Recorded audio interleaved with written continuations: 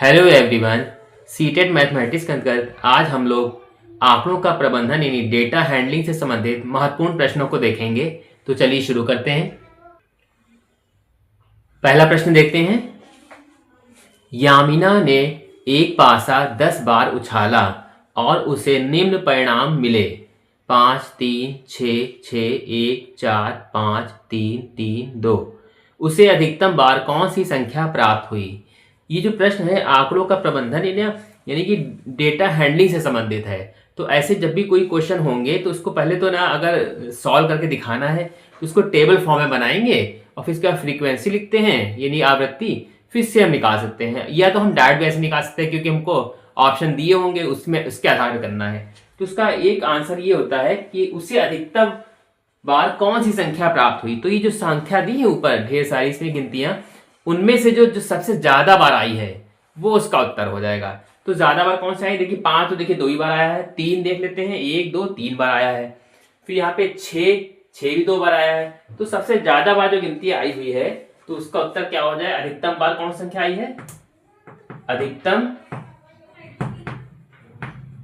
बार आने वाली संख्या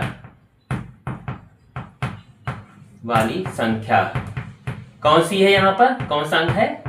3 जो है 3 बार आया हुआ है, तो इसका राइट आंसर 3 हो जाएगा। इसमें आपको सॉल्व करने की भी जरूरत नहीं है, देख के ही बता सकते हैं।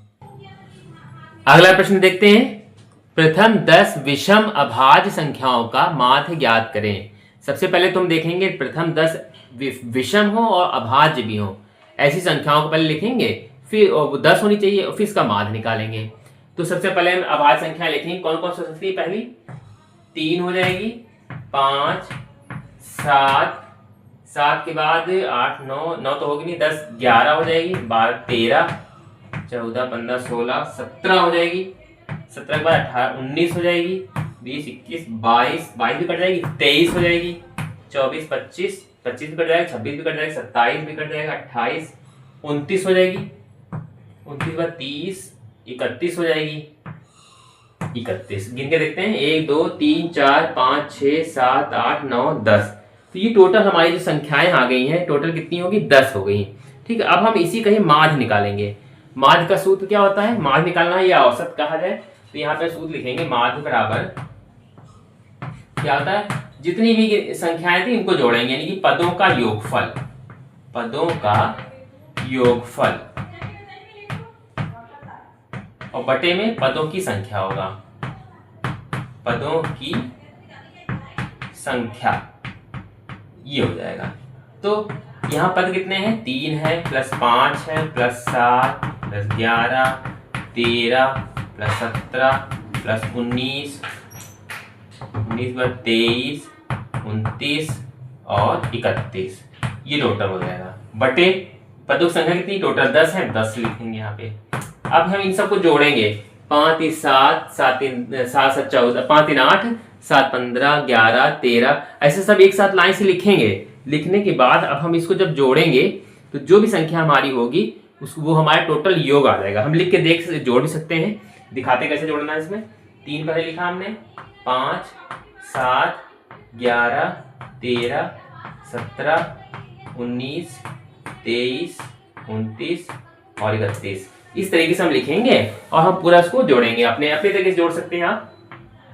5 3 8 7 15 16 17 18 19 19 7 26 26 9 6 15 35 और 36 37 38 और 1 39 और 9 39 और 9 कितना हो जाएगा? यहाँ पर 9 9 18 यानी कि हमारा हो जाएगा सीधे 39 9 यानी 48 48 का 8 हाथ से लगे 4 1 2 3 4 2 6 7 8 9 10 11 12 13 14 15 158 आ गया सीधे।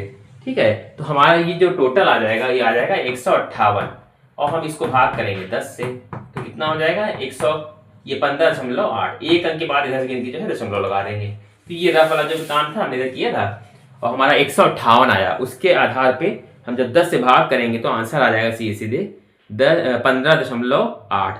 तो यही माध्य सही होगा। अगला प्रश्न देखते हैं। 6 बच्चों ने अपनी लंबाइयां मापी और निम्न परिणाम प्राप्त हुए। 109 centimetre, 114.7 centimetre, 102.9 centimetre, 99.7 centimetre, 109.5 centimetre और 112.2 सेंटीमीटर। इन सभी बच्चों की औसत लंबाई ज्ञात करें। सेम वैसे ही प्रश्न है, इसमें औसत कैसे निकालेंगे? औसत लंबाई का सूत्र लिखेंगे। औसत लंबाई कैसे निकालेंगे हम इसकी लंबाई? सूत्र वही होता है पदों का योगफल बटे पदों संख्या, मतलब इन सबको हम पहले जोड़ेंगे, प्लस का हम निशान लगा के ऐसे जोड़ेंगे। तो 109 प्लस 114.7 प्लस 102.9 प्लस 99.7 प्लस 109.5 और प्लस 112.2, ये हमने कर दिया। और अपॉन कितना लिखेंगे? क्योंकि 1 2 3 4 5 6 संख्या 6 ने यहाँ लिख दिया। अब हम यहाँ पे ये करेंगे कि इन सबको हम लिखेंगे और फिर जोड़ेंगे इसको। आप अपनी तरह से जिस तरह से आप जोड़ सकते हैं वैसे जोड़िए। हमने इसको साफ साफ उतार लिया नीचे, ये रफ में 109.5, ये 112.2, 2 2 4 6 संख्याएं हैं यहाँ पे। यहाँ कुछ है, यहाँ 0 लिख सकते हैं।